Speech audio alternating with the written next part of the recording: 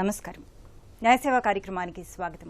ఇవాళ మన అంశం బాలల చట్టాలు న్యాయ సహాయం. అంశంపై సలహాలు సూచనలు అందించడానికి మనతో పాటు ఉన్నారు principal junior civil judge Uppal Medipalli court Medchal Malkajgiri జిల్లా కె శ్రీకాంత్ గారు, అలాగే జువెనైల్ జస్టిస్ బోర్డు సభ్యులు వికారాబాద్ జిల్లా జి వాసు గారు. వారికి విలువైన సలహాలు సూచనలు స్వీకరిద్దాం. జడ్జి గారు, బాలల సంరక్షణ చట్టం ముఖ్య ఉద్దేశం ఏంటి? ఈటీవీ ప్రేక్షకులందరికీ నమస్కారం. గౌరవ రాష్ట్ర ఉన్నత న్యాయస్థానం మరియు రాష్ట్ర జిల్లా న్యాయ సేవాధికారి సంస్థ ఆదేశాల ప్రకారం ఈరోజు ఈ కార్యక్రమంలో పాల్గొనడం జరుగుతుంది. ఈరోజు మన అంశం బాలల సంరక్షణ మరియు రక్షణ చట్టం 2015. ఇది 31/12/2015 నుంచి ఈ చట్టం అమల్లోకి వచ్చింది. దీనికి ముందు జువెనైల్ జస్టిస్ యాక్ట్ 2000 సంవత్సరంలో నుండి ఉంది. 2006-2011 సంవత్సరంలో అమెండ్మెంట్స్ జరిగినాయి. కానీ మోర్ చైల్డ్ ఫ్రెండ్లీ అట్మాస్ఫియర్ తోటి విచారణ జరగాలి అనే ఉద్దేశంతో దాంట్లో ఉన్నటువంటి లాకునాస్ని ఫిలప్ చేయడం కోసం, స్పీడీ ఎంక్వైరీ చేయడం కోసం ఈ యొక్క juvenile justice care and protection act children 2015ని తీసుకురావడం జరిగింది. మన భారత రాజ్యాంగం article 15(3), 39 IF and article 45 and 47 ప్రకారం బాలల యొక్క హక్కులను, వాళ్ళ రక్షణ సంరక్షణ బాధ్యతలు మన ప్రభుత్వాలపైన ఉంటుంది. దానికోసం బెస్ట్ ఇంట్రెస్ట్ ఆఫ్ చైల్డ్ అంటే బాలలకు ఉత్తమ లక్ష్యాల కోసం, అలాగే చైల్డ్ ఫ్రెండ్లీ అట్మాస్ఫియర్లో ఈ ఎంక్వైరీ ప్రొసీడింగ్స్ జరగాలన్న ఉద్దేశంతో ఈ రెండు బేసిస్ మీద ఈ కొత్త చట్టాన్ని తీసుకురావడం జరిగింది. ఈ చట్టం ద్వారా అన్ని రకాల పిల్లలకి న్యాయం జరగడమే కాకుండా ధర్మ ప్రకారం ప్రభుత్వాలు అయితే ఏమైతే చేయాలో అన్ని కార్యక్రమాలు చేయడానికి వీలు పడినటువంటి ఈ చట్టం మిగతా చట్టాల కంటే ప్రత్యేకమైనది. ఎందుకంటే మిగతా చట్టాల ద్వారా మనం నిబంధనలకు లోబడి న్యాయం చేయడానికి వీలుంటుంది. కానీ ఒక చట్టం న్యాయం చేయడంతో పాటుగా బాలల పట్ల ధర్మంగా మన ప్రభుత్వాలు కానీ ప్రతి పౌరులు కానీ చేయాల్సినటువంటి విషయాలు ఈ చట్టంలో పొందుపరచడం జరిగింది. మరి ఈ చట్ట ప్రకారం 2 రకాల పిల్లల్ని చెప్పడం జరిగింది. Children in conflict with law అంటే నేరాలు చేసి సంఘర్షణతో ఉన్నటువంటి పిల్లలు, అలాగే child in need of care and protection అంటే పిల్లల సంరక్షణ అండ్ రక్షణ అవసరమైనటువంటి పిల్లలు. ఈ 2 రకాల పిల్లలని ఈ చట్టంలో పొందుపరచడం జరిగింది.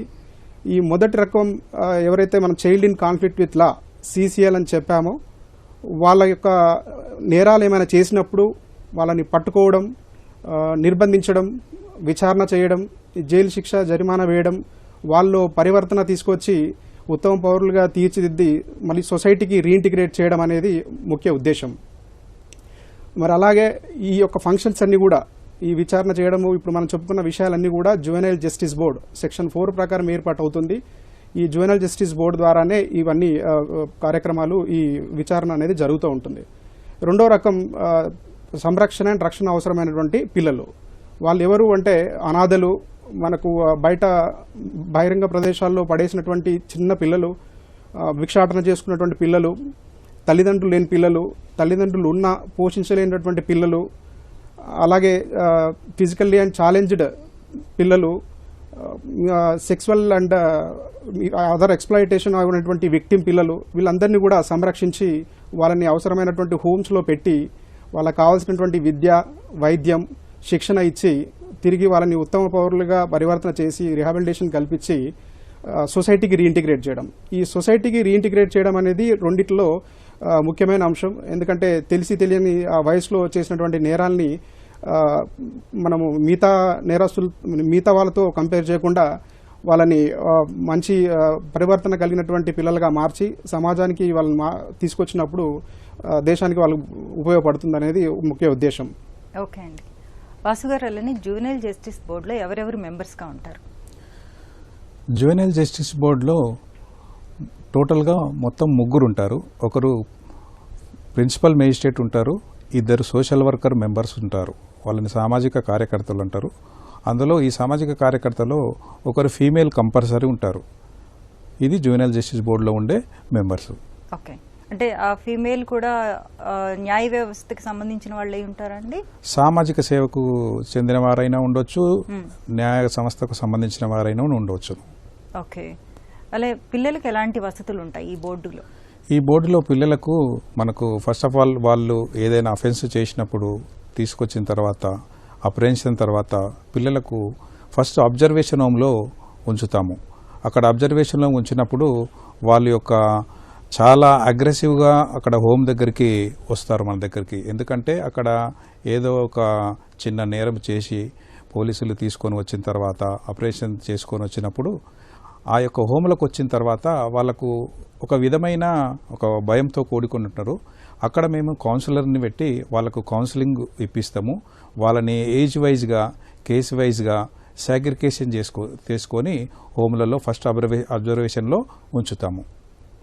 ఓకే జడ్జి గారు, అలానే జూనియర్ జస్టిస్ కోర్టుకి సాధారణ కోర్టుకి తేడా ఏంటంటారు? ఇప్పుడు ఈ జువెనైల్ జస్టిస్ బోర్డులో మనం రెగ్యులర్గా చూసేటువంటి కోర్టు అట్మాస్ఫియర్ ఉండదు. మనం రెగ్యులర్ కోర్టులో బెంచ్ పైన జడ్జి గారు, కింద లాయర్లు, పోలీస్ వాళ్ళు, లిటిగెంట్స్ అంతా కూడా చాలా క్రౌడెడ్గా యూనిఫామ్లు వేసుకొని జడ్జి గారైనా లాయర్లైనా యూనిఫామ్తో పోలీస్ డ్రెస్సులతో ఉంటారు. అలాంటి వాతావరణంలో పిల్లల్ని విచారించినప్పుడు వాళ్ళకు ఒక స్టిగ్మా ఉంటుంది, లైఫ్లో వాళ్ళు ఆ కెరీర్ ఎఫెక్ట్ అవుతుందనే ఉద్దేశంతో ఈ జువెనైల్ జస్టిస్ బోర్డు అనేది రెగ్యులర్ కోర్ట్స్కి భిన్నంగా కార్యక్రమాలు ఈ విచారణ అనేది జరుగుతుంది. రెగ్యులర్ కోర్ట్ కాంప్లెక్స్కు దూరంగా ఇండిపెండెంట్గా వేరే ప్రత్యేక భవనంలో ఈ విచారణలు జరుగుతాయి. అక్కడ ఈ యూనిఫామ్లోనేటివి ఏమి ఉండవు, మామూలు ఒక హాల్లోనే అందరూ అంటే ఎలాంటి డ్రెస్ లేకుండా, యూనిఫామ్ లేకుండా విచారణ జరుగుతుంది. సో అక్కడ పిల్లలకి ఇంటరాక్షన్ అయ్యే అవకాశం ఉంటుంది. పిల్లలతో పాటు వచ్చినటువంటి పేరెంట్స్తో కూడా నేరం చేయడానికి ఏ పరిస్థితుల్లో చేశారు, దాని కాన్సిక్వెన్సెస్ తెలిసి చేశారా, ఎలాంటి సర్కమ్స్టాన్సెస్ చేశారు, వాళ్ళ మెంటల్ అండ్ ఫిజికల్ ఎబిలిటీ ఎలా ఉందనేది అసెస్ చేయడానికి వీలు పడుతుంది. ఇంటరాక్షన్ అనేది ఈ జువెనైల్ జస్టిస్ బోర్డులో ఎక్కువ ఉంటే మనము ఆ యొక్క నేరం చేయడానికి ఉన్నటువంటి పరిస్థితులు ఏంటనేది మనం అసెస్ చేసుకోవచ్చు. ఓకే, అలాగే ఈ జూనియర్ జస్టిస్ కోర్టులో పిల్లల్ని విచారణ చేసేటప్పుడు ఎవరెవరు ఉంటారండి? వాళ్ళ తరపునటువంటి అడ్వకేట్ ఉంటారు, పీపీ గారు ఉంటారు, ముగ్గురు మెంబర్స్. ఇప్పుడు మన చెప్పినట్టుగా జస్టిస్ బోర్డులో ఉన్న ముగ్గురు, ఒకరు principal magistrate, minimum 3 years experience ఉన్న ఆఫీసర్ని ఇస్తారు జ్యుడిషియల్ మ్యాజిస్ట్రేట్ ఫస్ట్ క్లాస్ క్యాడర్లో. అలాగే 2 సోషల్ వర్కర్స్ ఉంటారు, మినిమం 7 years ఎక్స్పీరియన్స్ ఉండాలి, ఒకరు మహిళ ఉండాలి. దాంట్లో వాళ్ళు విద్య, ఆరోగ్యం, చిల్డ్రన్స్ వెల్ఫేర్ యాక్టివిటీస్ చేసినటువంటి వాళ్ళ వ్యక్తులకు 7 సంవత్సరాల అనుభవం ఉన్న వ్యక్తుల్ని మెంబర్స్గా తీసుకుంటారు. వాళ్ళ సమక్షంలో ఇవన్నీ ప్రొసీడింగ్స్ కూడా కండక్ట్ చేయడం జరుగుతుంది. ఓకే, అలాగే జూనియర్ జస్టిస్ కోర్టులు మన 2 తెలుగు రాష్ట్రాల్లో ఎక్కడెక్కడ ఉన్నాయి? ప్రతి జిల్లాలో ఏర్పాటు చేయడం జరిగింది. అవి ప్రతి జిల్లాలో కూడా కొన్ని హైదరాబాద్, రంగారెడ్డి జిల్లాల్లో రెగ్యులర్గా ప్రొసీడింగ్స్ జరుగుతాయి. మిగతా జిల్లాల్లో వీక్లీ వన్స్ ఒక రోజు ప్రొసీడింగ్స్ జరుగుతున్నాయి. ఓకే భాస్కర్, అలాగే చట్టంతో విభేదించిన పిల్లలు విచారణ తర్వాత ఎక్కడికి పంపిస్తారు వాళ్ళని? చట్టంతో విభేదించిన పిల్లలను ముందుగా అబ్జర్వేషన్ హోమ్కు తీసుకొస్తారు. అబ్జర్వేషన్ హోమ్లోనే ఫస్ట్ అతనికి అప్రెన్షన్ తీసుకొచ్చిన తర్వాత ఫామ్ 4 మేజిస్ట్రేట్ దగ్గరికి, ఫస్ట్ డిపిఓ దగ్గరికి తీసుకొచ్చిన తర్వాత డిపిఓ ఇంటిమేషన్తోని ప్రిన్సిపల్ మేజిస్ట్రేట్ దగ్గరికి తీసుకొచ్చిన తర్వాత అక్కడ నుంచి ఫామ్ 4తోనే అబ్జర్వేషన్ హోమ్కి అడ్మిషన్ చేయడం జరుగుతుంది. ఓకే జడ్జి గారు, అలానే ఈ చట్టంతో విభేదించిన పిల్లలు అంటే వాళ్ళు ఏ నేరాల కింద వస్తారు? నేరాలు అనకూడదేమో యాక్చువల్గా, చిన్నపిల్లలు కాబట్టి. ఇప్పుడు ఈ చట్టం ప్రకారం, జువెనైల్ జస్టిస్ ప్రకారం అంటే అఫెన్సెస్ని 3 రకాలుగా కేటగరైజ్ చేశారు. ఒకటి చిన్న నేరాలు, పెట్టి అఫెన్స్ అంటాము, 3 సంవత్సరాల లోపు నేరాలు. అలాగే సీరియస్ అఫెన్సెస్, 3 సంవత్సరాల నుంచి 7 సంవత్సరాల లోపుని సీరియస్ అఫెన్స్ అంటాము. ఎబో 7 years ని హీనస్ అఫెన్స్ అంటారు, అంటే మరీ ఘోరమైనటువంటి నేరాలు చేసినటువంటి పిల్లలు.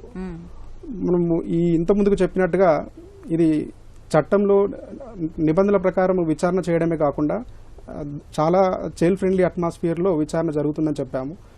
దీని యొక్క ముఖ్య ఉద్దేశం ఏంటంటే, మనం అందరికీ తెలుసు చట్టం, న్యాయం, ధర్మం, ఈ 3 మనం తరచుగా వింటాం. వీటి యొక్క వ్యత్యాసాన్ని మనం ఒక చిన్న ఉదాహరణ ద్వారా తెలుసుకుందాం. ఒక 2 మంచి స్నేహితులు ఉంటారు, అతను ఫైనాన్షియల్గా మంచి సెటిల్ అయి ఉంటారు, ఒక అతను ఇబ్బందుల్లో ఉంటారు. సో ఆ ఇబ్బందులు ఉన్నటువంటి వ్యక్తి అతను ఒక 5 లక్షల రూపాయలు ప్రామిసరీ నోట్ రాసి తీసుకోవడం జరుగుతుంది. కొంతకాలం తర్వాత డబ్బులు ఇచ్చినటువంటి వ్యక్తి చనిపోవడం జరుగుతుంది. ఆ ప్రామిసర్ నోటు ఒక 3 సంవత్సరాల తర్వాత కుటుంబ సభ్యులకు దొరికినప్పుడు ఆ స్నేహితుడిని డబ్బులు ఇవ్వమని అడిగితే 3 సంవత్సరాలు గడిచింది కాబట్టి చట్ట ప్రకారం ఇది చెల్లుబాటు కాదు, నేను డబ్బులు ఇవ్వను అంటాడు. సో చట్ట ప్రకారం ఏ మనీ రికవరీ అయినా ప్రామిసర్ నోట్ ఎగ్జిక్యూట్ చేసిన తేదీ నుండి 3 సంవత్సరాల లోపు మనం వసూలు చేసుకోవడానికి, దావా చేసుకోవడానికి అవకాశం ఉంది. కానీ ఇక్కడ చట్ట ప్రకారం వాళ్ళు డబ్బులు వసూలు చేయడానికి వీల్లేదు. కానీ న్యాయం ఏంటి? అతను తీసుకున్న 5 లక్షలతో పాటుగా మిత్తి కూడా, ఇంట్రెస్ట్ కూడా చెల్లించాలి. ఇది న్యాయం. కానీ ధర్మం అనేది అతని స్నేహితుడు కాబట్టి ఆ డబ్బులు ఇవ్వడమే కాకుండా ఆ కుటుంబంని కూడా ఎప్పుడు సపోర్ట్ ఉండాలి, వాళ్ళు కూడా ఇబ్బంది నుంచి బయటకు వచ్చేంత వరకు కూడా అతను సపోర్ట్గా ఉండడం అనేది ధర్మం. సో ఈ ధర్మం ప్రతి ఒక్కరు, అది తల్లిదండ్రులు కావచ్చు, పిల్లలు కావచ్చు, భార్య భర్తలు కావచ్చు, ప్రతి ఒక్కరు వాళ్ళ రోల్లో ధర్మాన్ని పాటిస్తే ఈ చట్టాన్ని, న్యాయాన్ని ఆశ్రయించడం అనేది తగ్గుతుంది అనేది మనం అందరం గ్రహించాలి. వాసుగారు, అలానే ఒక్కసారి చట్టంతో విభేదించిన పిల్లల్ని వాళ్ళకి కౌన్సిలింగ్ ఎలా ఇస్తారు, ఎవరిస్తారు కౌన్సిలింగ్? చట్టంతో విభేదించిన పిల్లలకి ముందుగా అబ్జర్వేషన్ హోమ్కి వచ్చిన తర్వాత ప్రతి అబ్జర్వేషన్ హోమ్లో ఒక కౌన్సిలర్ ఉంటారు. ఫస్ట్ వచ్చిన తర్వాత వాళ్ళ యొక్క కేస్ డైరీ తయారు చేస్తాం. వాళ్ళు ఎక్కడుంటారు, ఏం చేస్తుంటారు, వాళ్ళ పేరెంట్స్ ఏం చేస్తారు, వాళ్ళకు సోషల్ ఇన్వెస్టిగేషన్ రిపోర్టు, SIR అంటాం, సోషల్ ఇన్వెస్టిగేషన్ రిపోర్టు, పోలీసు వాళ్ళు మాకు SBR తీసుకొస్తారు, సోషల్ బ్యాక్గ్రౌండ్ రిపోర్ట్ తయారు చేసుకొని ఇస్తారు.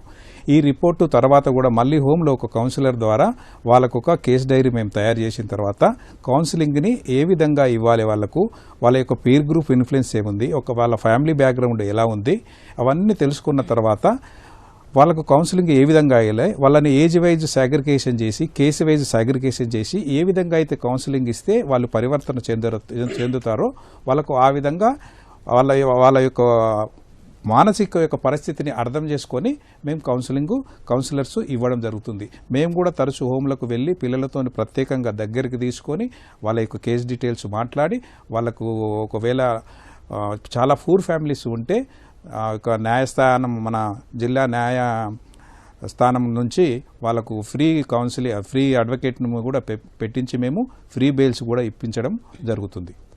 ఓకే జడ్జి గారు, అలానే జూనియర్ జస్టిస్ యాక్ట్ ప్రకారం పిల్లలు ఎన్ని సంవత్సరాల లోపు పిల్లలకి, ఇప్పుడు 10 సంవత్సరాల లోపు పిల్లలు ఉంటారు, అలాగే 16 సంవత్సరాల లోపు పిల్లలు ఉంటారు, ఎవరెవరికి ఎలాంటి శిక్షలు ఉంటాయి? ఇక్కడ మనం జూనియర్ జస్టిస్ యాక్ట్లో 18 సంవత్సరాల లోపు పిల్లలందరినీ కూడా మనం జువెనైల్ కానీ చైల్డ్ కానీ అంటాము. ఇందులో మనము నిర్భయ యాక్ట్ జరిగినప్పుడు చూసిన సంఘటన తర్వాత ఈ 16 నుంచి 18 సంవత్సరాల లోపు పిల్లలకి హీనస్ అఫెన్స్ చేసినప్పుడు ఈ ప్రిలిమినరీ అసెస్మెంట్ అనేది చేయాలి. సో వాళ్ళు ఎలాంటి వాళ్ళకి కాన్సిక్వెన్సెస్ తెలిసి చేశారా లేదా, వాళ్ళ మెంటల్ స్టెబిలిటీ, మానసికంగా శారీరకంగా వాళ్ళు తెలిసి చేశారా అనే బ్యాక్డ్రాప్లో అది ఎంక్వైరీ చేసినప్పుడు వాళ్ళు నిజంగా వాళ్ళకు ఇంటెన్షనల్గా చేసినప్పుడు అది జువెనైల్ జస్టిస్ బోర్డు కాకుండా ఆ కేసుని చిల్డ్రన్స్ కోర్టుకి ట్రాన్స్ఫర్ చేయడం జరుగుతుంది. సో 16 సంవత్సరాల లోపు అన్ని కూడా జువెనైల్ జస్టిస్ బోర్డు ముంగటనే విచారణ జరుగుతుంది. మాక్సిమం దీంట్లో 3 సంవత్సరాల జైలు శిక్ష వరకు వేయడానికి అవకాశం ఉంది. దీంట్లో జీవిత ఖైదు కానీ మరణ శిక్ష కానీ ఈ చిన్న పిల్లల వాటిల్లో ఉండదు. వీటి యొక్క ముఖ్య ఉద్దేశం ఏంటంటే వాళ్ళకు ఆ లైఫ్ ని దృష్టిలో పెట్టుకొని, రిమైనింగ్ లైఫ్ ని దృష్టిలో పెట్టుకొని వాళ్ళకు తక్కువ శిక్ష వేయడానికి అవకాశం ఉంది. మళ్ళీ మనకు చట్టం కల్పిస్తున్న వెసులుబాటు ఏంటంటే బెయిల్ కూడా బోర్డు ముంగట ప్రొడ్యూస్ చేసిన వెంటనే జనరల్ రూల్ ప్రకారం వాళ్ళని రిలీజ్ చేయాలి. ఏ అఫెన్స్ చేసినా, ఏ నేరాలు చేసినా, ఇర్రెస్పెక్టివ్ ఆఫ్ పనిష్మెంట్, ఎంత ఇంప్రిజన్మెంట్ ఉన్నా బెయిల్ ఇవ్వాలి జనరల్ రూల్ ప్రకారం. కానీ రీజన్స్ రికార్డ్ చేసి, అంటే వాళ్ళని రిలీజ్ చేసినప్పుడు వేరే వాళ్ళ నుంచి ఆయనకు హాని ఉన్నప్పుడు కానీ ఆ బాలునికి, లేదు వేరే వాళ్ళతో మింగిల్ అయినప్పుడు అతనికి కెరీర్కి ఎఫెక్ట్ అవుతున్నప్పుడు భావించినప్పుడు అతన్ని అబ్జర్వేషన్ హోమ్ కానీ ఈ స్పెషల్ హోమ్ కానీ పంపించడం జరుగుతుంది. అది దానికి కూడా రీజన్స్ రికార్డ్ చేయాలి. జనరల్గా అయితే బెయిల్ గ్రాంట్ చేయాలి. ఈ విచారణ సందర్భంలో చాలా సేఫ్ గార్డ్స్ తీసుకోవడం జరిగింది. ఆ సేఫ్ గార్డ్స్ ఎలాంటి అంటే ఇప్పుడు మనం ముందు చెప్పినట్టుగా బెస్ట్ ఇంట్రెస్ట్ ఆఫ్ చైల్డ్, బాలల యొక్క ఉత్తమ ప్రయోజనాల దృష్ట్యా ఈ చట్టం అనేది రూపొందించడం జరిగింది. ఒక 2 విషయాలలో మాత్రం అతనికి బెయిల్ మనము నిరాకరించడానికి వీలుంటుంది. ఏ విషయంలో అంటే ఆ బాలునికి ఇతరుల నుంచి ఏమైనా హాని కలిగినప్పుడు కానీ, ఇతడు వేరే వాళ్లకు హాని కలిగించే విధంగా ఉన్నప్పుడు మాత్రమే బెయిల్ నిరాకరించడానికి వీలుంది తప్ప compulsory best interest of the child కింద అతనికి మనము బెయిల్ ఇవ్వాల్సిందే. అలానే జూనియర్ జస్టిస్ బోర్డులో మన 2 తెలుగు రాష్ట్రాల్లో ఎక్కడెక్కడ ఉన్నాయండి? మనకు తెలంగాణలో వచ్చేసి మనకు 7 హోమ్స్ ఉన్నాయి. మ్మ్. 7 హోమ్స్లో వచ్చేసి ఒకటి స్పెషల్ హోమ్ ఉంది మనకు గాజుల రామారంలో. మ్మ్. మిగతా అన్ని అబ్జర్వేషన్ హోమ్స్, చిల్డ్రన్ హోమ్స్. ఆంధ్రప్రదేశ్లో వచ్చి 13 హోమ్స్ ఉన్నాయి. తిరుపతిలో మనకు 3 హోమ్స్ ఉన్నాయి, అందులో ఒకటి స్పెషల్ హోము. వైజాగ్లో 3 హోమ్స్ ఉన్నాయి, అందులో ఒకటి స్పెషల్ హోము. ఓకే. ఈ మిగతా చిల్డ్రన్ హోమ్స్ మిగతా plus observation homes. Special homes వచ్చేసి నేరం నిరూపితమైన తర్వాత పిల్లలకు మనం రీహాబిలిటేషన్ ఇవ్వడానికి పంపించే హోమ్ స్పెషల్ హోమ్. ఓకే. అక్కడ పిల్లలకు అక్కడ చాలా విధాలుగా మనకి ఇక్కడ ఉన్న గాజుల రామానంలో ఉన్న స్పెషల్ హోమ్లో 17 మంది పిల్లలు ఉన్నారు ప్రస్తుతం. మన తెలంగాణ వరకు ఉన్న పిల్లలు స్పెషల్ హోమ్లో. అక్కడ వాళ్లకు చాలా వరకు ఉదయం మార్నింగ్ నుంచి ఈవినింగ్ వరకు కంపల్సరీ ఎంగేజ్గానే చూస్తాం. వాళ్ళని ఎంగేజ్గా పెడతాం. మార్నింగ్ 8-9 ఓ క్లాక్ నుంచి మార్నింగ్ 7 ఓ క్లాక్ పాలు ఇస్తాము. ఆ తర్వాత టిఫిన్ అవుతుంది. టిఫిన్ తర్వాత 9 ఓ క్లాక్ నుంచి 12:31 వరకు క్లాసెస్ ఉంటాయి. అందులో డిఫరెంట్ ఉంటుంది. స్కిల్ ఉన్న వాళ్ళకు స్కిల్ పనికి వెళ్ళిపోతారు, చదువుకునే వాళ్ళకు చదువు నేర్పిస్తాము. అలాగే 12:30 తర్వాత నుంచి లంచ్ అవుతుంది. లంచ్ అయిన తర్వాత ఈవినింగ్ వరకు మళ్ళీ క్లాసెస్, మళ్ళీ ఈవినింగ్ గ్రౌండ్ ఉంటుంది. వీటిలో మనకి ఇక్కడ పెట్రోల్ బంక్ కూడా మనము స్పెషల్ హోమ్లో ఓపెన్ చేసుకున్నాం. మన తెలంగాణ గవర్నమెంట్ మనకు ఇండియన్ ఆయిల్ కార్పొరేషన్తో పెట్రోల్ బంక్ ఓపెన్ చేసినాము. ఈ సమయంలో కొందరు పెట్రోల్ బంకులో పనిచేయడానికి కూడా వెళ్తారు. 16 to 17 ఇయర్స్ ఉన్న పిల్లలు. కొందరు చదువుకునే వాళ్ళు చదువుకు వెళ్తారు. అక్కడ మనకు వీవింగ్ నేర్పిస్తాము పిల్లలకు. కార్పెట్స్ మేకింగ్ చేస్తారు, వీవింగ్ చేస్తారు, ప్లస్ మోటార్ డ్రైవింగ్ కూడా నేర్పిస్తాము పిల్లలకు. ఇక్కడ పెట్రోల్ బంకులో ఉన్న పిల్లలకు ఏంటంటే ఇన్మేట్స్కి అంటే అక్కడే ఉండి రిహాబిలిటేషన్ కోసం ఉన్న పిల్లలకు ఇన్మేట్స్కి 4,500 శాలరీ ఇస్తున్నాం. వాళ్ళకు స్పెషల్ అకౌంట్ ఓపెన్ చేసి 4,500 శాలరీ ఇస్తున్నాము. ఇన్మేట్స్ కాకుండా వాళ్ళ యొక్క 3 years ఏదైతే రిహాబిలిటేషన్ కంప్లీట్ అయిన పిల్లలు ఉంటారు, ఆ రిహాబిలిటేషన్ కంప్లీట్ అయిన పిల్లలకు 13,500 శాలరీ ఇస్తున్నాం. అది కూడా వాళ్ళకి సపరేట్ అకౌంట్లో ఓపెన్ చేసి వాళ్ళ అకౌంట్లో 13,500 ఇస్తాం. వాళ్ళు ఎన్ని రోజులైనా అక్కడ పనిచేయడానికి అనుకుంటే అన్ని రోజులు పనిచేయచ్చు, లేదు వాళ్ళ ఇంటికి వెళ్తామంటే అప్పుడు పంపించేస్తాం. ఇన్మేట్స్ మాత్రం ఇక్కడే ఉంటారు. మనకు వాళ్ళ 3 years కంప్లీట్ అయ్యేంత వరకు మనకు స్పెషల్ హోమ్లోనే ఉంటారు. ఓకే. అలాగే ఇప్పుడు 2 రకాల కేటగిరీస్ చెప్పారు జడ్జి గారు. అంటే ఇప్పుడు జూనియర్ జస్టిస్ యాక్ట్ ప్రకారం వెళ్ళిన పిల్లలు హోమ్స్ లో ఉంటారు. అలాగే ఇప్పుడు అనాథ పిల్లలు, తల్లిదండ్రులు లేని వాళ్ళు కానివ్వండి, లేకపోతే రోడ్డు మీద తిరిగే పిల్లలు కానివ్వండి, తల్లిదండ్రులు పోషించలేని పిల్లలు కానివ్వండి, వీళ్ళందరూ ఎక్కడ ఉంటారు? వాళ్ళని కలిపే ఉంచుతారు. ఓకే. వాళ్ళని సిఎన్సిపి అంటాం, child in need and care and protection, రక్షణ సంరక్షణ. వీళ్లకు మనకు ఇక్కడ రక్షణ సంరక్షణ కింద ఓన్లీ చిల్డ్రన్ హోమ్ అని అంటాం వీటిని. చిన్న బాలల సదనము, చిల్డ్రన్ హోమ్ మనకి ఇక్కడ సైదాబాద్ లో ఉంది, ప్లస్ మనకు నింబోలి అడ్డలో గర్ల్స్ హోమ్ ఉంది, ప్లస్ నిజామాబాద్ లో ఉంది, మహబూబాబాద్ లో ఉంది, వరంగల్లో అబ్జర్వేషన్ హోమ్ ఉంది. ఈ బాలల సదనంలో need and care and protection పిల్లలంటే రక్షణ సంరక్షణ, ఆర్ఫన్స్, మనకు రోడ్డు పైన ఎక్కడ దొరికిన ఆర్ఫన్స్, మిస్సింగ్ చైల్డ్స్, వేరే రాష్ట్రాల నుంచి వచ్చి మిస్సింగ్ అయిన పిల్లలు, ప్లస్ తల్లిదండ్రుల నుంచి వదిలివేయబడ్డ పిల్లలు, వీళ్ళందరినీ మనం need and care and protection కింద పరిగణిస్తాం. వాళ్ళందరికీ అక్కడ కూడా వాళ్లకు ఆ బాలల సదనంలో వాళ్ళకు చదువు చెప్పిస్తాం. మనకు టీచర్స్ ఉన్నారు, చదువు చెప్పిస్తాం. 10th class open 10th నేర్పిస్తాం. అలాగే ఇలాంటి పిల్లలకు ప్లస్ ఈ యొక్క స్పెషల్ హోమ్లో ఉన్న పిల్లల కోసం మనకు తెలంగాణ గవర్నమెంట్ ప్రత్యేకంగా తెలంగాణ ఆర్చరీ అకాడమీ అని ఒక ఓపెన్ చేసింది. మనకు ఆర్చరీ విలువిద్యలో కొంతమంది పిల్లలు విలువిద్యలో చాలా ప్రావీణ్యము ఉన్న వాళ్ళు ఉంటే వాళ్ళకు ట్రైనింగ్ ఇచ్చి, ఒక మాస్టర్ ట్రైనింగ్ ఇచ్చి, వాళ్ళకు 40,000 శాలరీ ఇచ్చి ఒక మాస్టర్ను పెట్టి ఆ విలువిద్యలో తెలంగాణ ఆర్చరీ అకాడమీ మనం సైదాబాదు హోమ్స్ దగ్గర ఓపెన్ చేసినాం.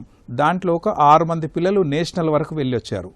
నేషనల్ వరకు వెళ్ళొచ్చి 6th ర్యాంక్ వరకు వాళ్ళు 6th ప్లేస్ వరకు సాధించి వచ్చారు. ఈ బాలల సదనంలో ఉన్న పిల్లలు 3 ఉన్నారు. దీంట్లో ప్రత్యేక సదనం స్పెషల్ హోమ్ లో ఉన్న పిల్లలు ఒక 3 పిల్లలు, 6 మంది పిల్లలు మనకు నేషనల్ వరకు ఆర్చరీ అకాడమీ ద్వారా వెళ్ళి వచ్చి ఉన్నారు. ఈ బాలల సదనంలో ఓన్లీ నీడ్ అండ్ కేర్, రక్షణ సంరక్షణ ఇక్కడ మనం కల్పిస్తాం. వాళ్ళకు చదువు చెప్పిస్తాం. ఓపెన్ 10th కూడా మనం ఎగ్జామ్ రాయిస్తాం వాళ్ళకు. ఓకే జడ్జి గారు, అలానే ఈ జూనియర్ హోమ్స్ నుంచి వచ్చిన తర్వాత పిల్లలు బయటకు వచ్చిన తర్వాత వాళ్ళకి పోలీస్ ప్రొటెక్షన్ ఎలా ఉంటుంది? అంటే పోలీసులు అబ్జర్వేషన్లో ఉంటారా, కోర్ట్ అబ్జర్వేషన్లో ఉంటారు? దీంట్లో ప్రొటెక్షన్ ఆఫీసర్, ఒక ప్రొబేషన్ ఆఫీసర్ ఉంటారు ప్రతి జిల్లాకి. వాళ్ళ పర్యవేక్షణలో కొంత కాలం వాళ్ళకు అబ్జర్వ్ చేస్తూ ఉంటారు. సోషల్ ఇన్వెస్టిగేషన్ రిపోర్ట్ పీరియాడికల్ గా కూడా పంపిస్తుంటారు బోర్డుకి. అది ఆ కేసు అయిపోయినప్పుడు ఆ జడ్జిమెంట్ లో రాసినటువంటి నేరాన్ని తీవ్రతను బట్టి, రాసిన దాన్ని బట్టి వాళ్ళు ఆ రిపోర్ట్లు పీరియాడికల్ గా బోర్డు ముంగట సబ్మిట్ చేస్తారు. ఇంకొక వెసులుబాటు ఈ తీర్పు రాసినప్పుడు ముఖ్యమైన విషయం ఏంటంటే, మనము పెద్దవాళ్ళు ఏదైనా నేరాలు చేసినప్పుడు వాళ్ళు గవర్నమెంట్ జాబ్స్ కి డిస్క్వాలిఫై అవుతారు, వాళ్ళు అనర్హులు. కానీ పిల్లల విషయంలో చట్టం ఏమి వెసులుబాటు కల్పించింది అంటే, సెక్షన్ 24 ప్రకారం వాళ్ళు నేరం రుజువైనా, వాళ్ళకు జైలు శిక్ష పడినా గానీ వాళ్ళు డిస్క్వాలిఫై కాదు. వాళ్ళు ప్రభుత్వ ఉద్యోగాలు అర్హులే. అది ఆ జడ్జిమెంట్ లో తప్పకుండా జువెనైల్ జస్టిస్ బోర్డులో ఉన్నటువంటి మెంబర్స్ రాస్తారు. సో దాంతో పాటుగా ఆ యొక్క జడ్జిమెంట్ ని అప్పీల్ టైం 3 నెలల తర్వాత ఆ యొక్క తీర్పుని డిస్ట్రాయ్ చేయమని కూడా మనకు రూల్ పొజిషన్ ఉంది. సో ఎందుకంటే భవిష్యత్తులో ఆ జడ్జిమెంట్ తీసుకుని ఆయన ఎక్స్ప్లాయిట్ చేయకుండా, అతని కెరీర్ ని ఎఫెక్ట్ కాకుండా, ఛాన్స్ లేకుండా కూడా ఆ బాలుని ఈ రకంగా కూడా ప్రొటెక్ట్ చేయడం జరుగుతుంది. చెప్పండి భాస్కర్. జడ్జి గారు చెప్పిన అనుబంధంగా ఒక చిన్న ఇన్సిడెంట్ మా దగ్గరికి ఒక కేసు విషయంలో, అంటే కొట్లాట కేసు విషయంలో వచ్చిన ఒక అబ్బాయి, అతను తండ్రి చాలా బాధపడుతూ వచ్చి కేసు తిరగడం చేయడం, సేమ్ ప్రొసీడింగ్ జరిగినాయి. మా దగ్గరికి వచ్చి నేను కౌన్సిలింగ్ చేయడం జరిగింది. ఆ అబ్బాయికి ఒక 4 వీక్స్ అలా కౌన్సిలింగ్ చేసిన తర్వాత ఆ అబ్బాయి ఇప్పుడు ఆ తర్వాత తనకి పాస్పోర్ట్ వెరిఫికేషన్ అప్పుడు కానీ ప్లస్ మిగతా అప్పుడు ఒక ఇబ్బంది జరిగింది. ఆ తర్వాత మళ్ళీ మా దగ్గరికి రావడం జరిగితే మళ్ళీ దాన్ని మేము పరిష్కరించి అతనికి కేసు కంప్లీట్గా జడ్జిమెంట్ ఇచ్చిన తర్వాత ఆ అబ్బాయి ఇప్పుడు తర్వాత దుబాయ్కి వెళ్లి ఉద్యోగం చేయడం జరిగింది. ఆ తర్వాత ఇప్పుడు మాల్టా దేశంలో కూడా ఉద్యోగం చేస్తుండు. ఆ అబ్బాయి ఇప్పుడు రెగ్యులర్ మాకు టచ్ లో ఉన్నారు. అంటే ఇలాంటి కేసులు లేకుండా కూడా పిల్లలని డిస్ట్రాయ్ చేయొచ్చు. కేసెస్ క్లోజ్ అయిపోయిన తర్వాత వేరే కంట్రీలో ఉద్యోగం చేస్తున్నాడు ఆ అబ్బాయి ఇప్పుడు. ఓకే, జడ్జి గారు అలానే జేజేబీ అంటే జూనియర్ జస్టిస్ బోర్డు కన్నా పోక్సో కోర్టుకి ఏమన్నా తేడా ఉందంటారా? ఎలాంటి తేడా ఉంది?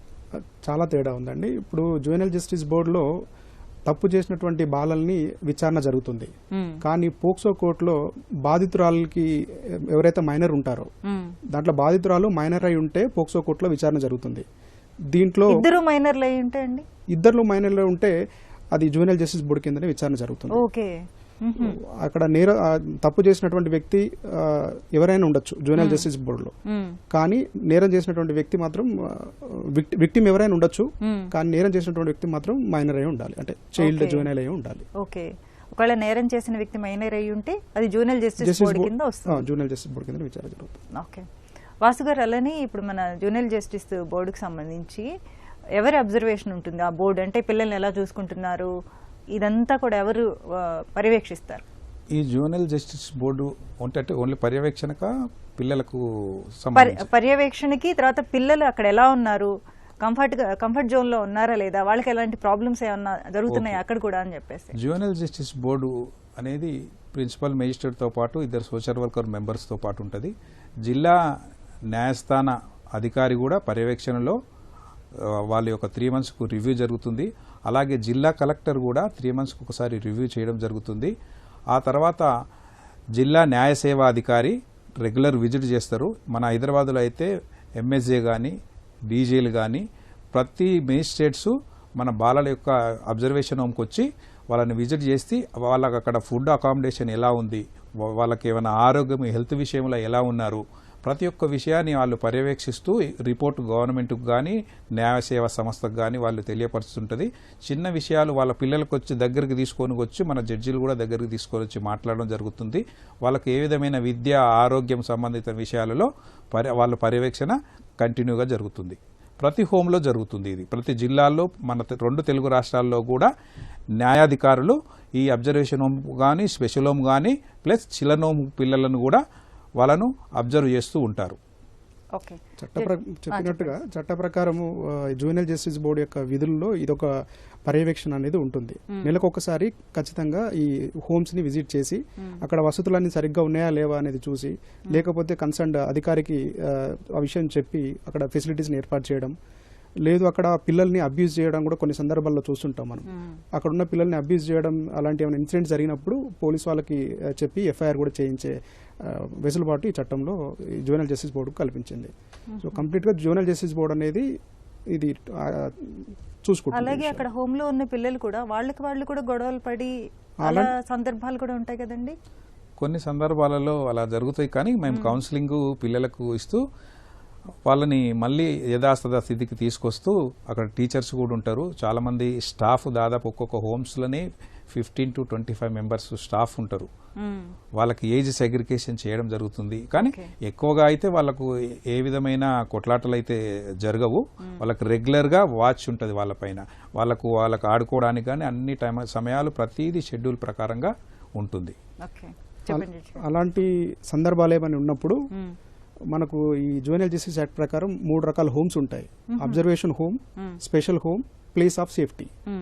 సో ఇలాంటి వేరే వాళ్ళకి హాని జరుగుతున్నప్పుడు, గొడవ జరుగుతున్నప్పుడు, వేరే పిల్లలకు హాని జరుగుతున్నప్పుడు అతని అబ్జర్వేషన్ హోమ్ నుంచి స్పెషల్ హోమ్కి షిఫ్ట్ చేయొచ్చు.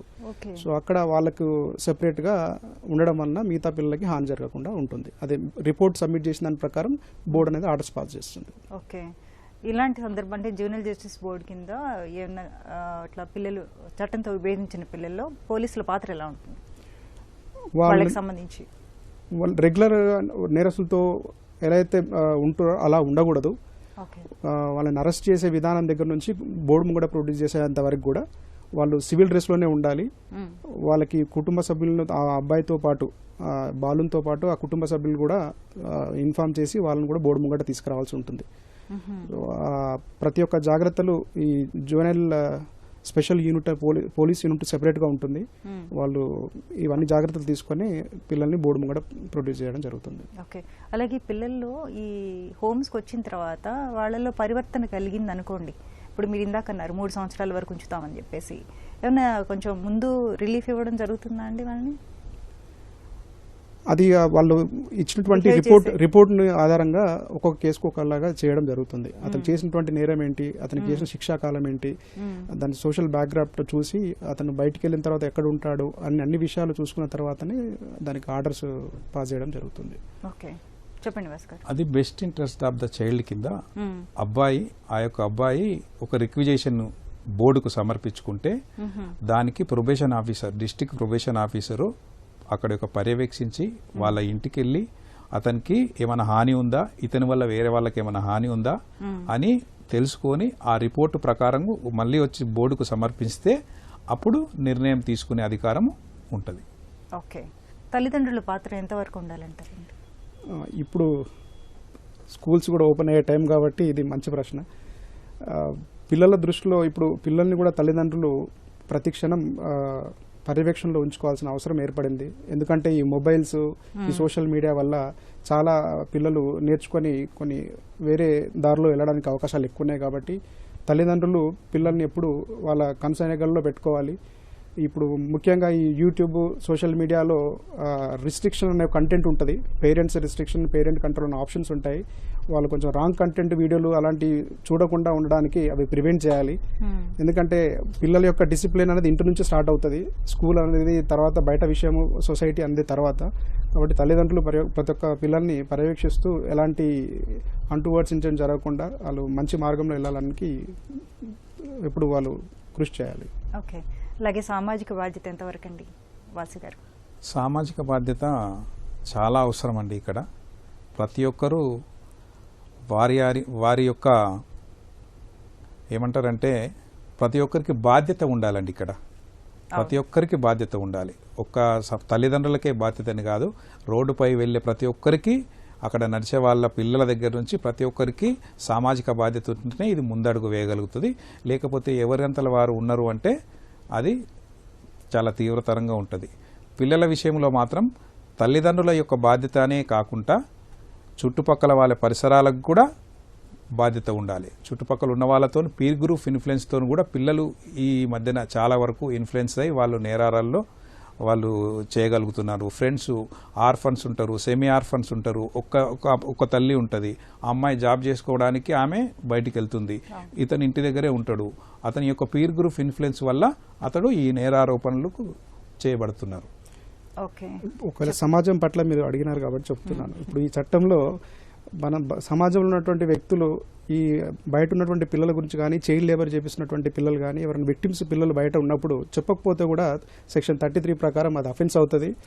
వాళ్ళకి 6 నెలల జైలు శిక్ష, 10,000 రూపాయల జరిమానా కూడా పడడానికి అవకాశం ఉంది. సో చట్టంలో ఉన్నటువంటి ఈ అంశాలని తెలుసుకొని పిల్లల పట్ల అందరం సహృదయంతో ఉంటూ వాళ్ళ మంచి భవిష్యత్తుకు తోడ్పాటు అందించాలి. థ్యాంక్ యూ సో మచ్ అండి. ఇప్పటివరకు మనం బాలల చట్టాలు న్యాయ సహాయం ఈ అంశంపై సలహాలు సూచనలు స్వీకరించాం. వచ్చే శనివారం 9:30 న్యాయ సేవా కార్యక్రమంలో మళ్ళీ కలుసుకుందాం. అంతవరకు సెలవు. నమస్కారం.